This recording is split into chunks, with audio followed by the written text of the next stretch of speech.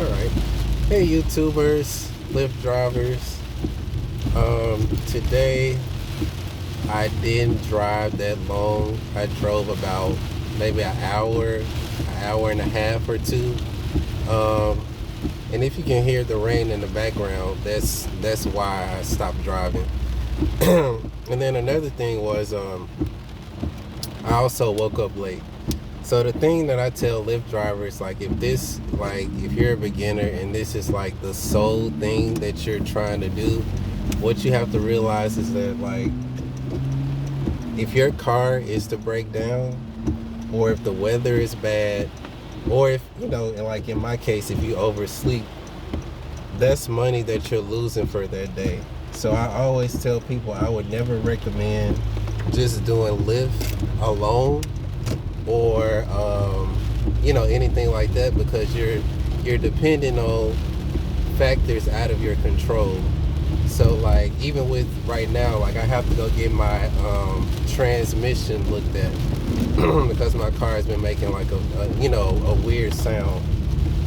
And like I said, the reason why I'm ending today is because just like that instinctual feeling, like it's raining a lot. I've seen a lot of car accidents while I'm out, so usually if the weather is really bad, like rain, sleet, or snow, I won't drive because of course you're increasing your chances of getting in a car accident or whatever. So you just have to factor those things in, and even like I said, like oversleeping, because yesterday, I think I told y'all in the previous video, I made about 270 with tips and everything, and probably like 6 or 7 hours, and that's really good. But you can't do that every day, not because you can't make that, but because the conditions for driving every day is going to be different. So I woke up yesterday at 4. I drove till about 10 o'clock. I got back out again and did it from 1 to 2 or something like that.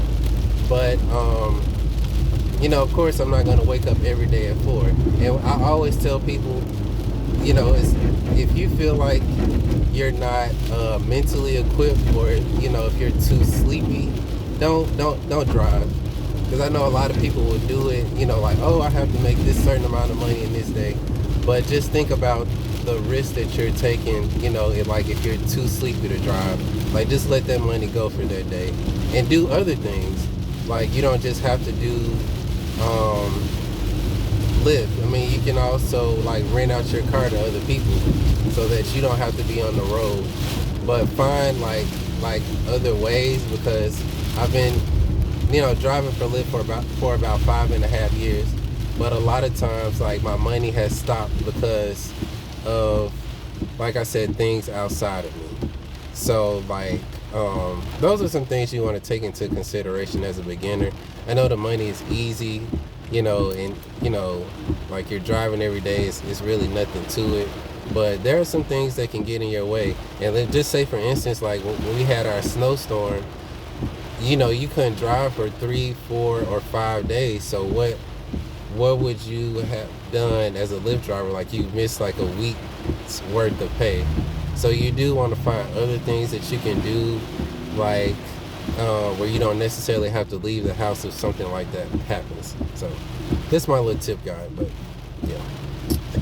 Alright, but if you have any other recommendations or comments off of what I'm saying, please feel free to comment below.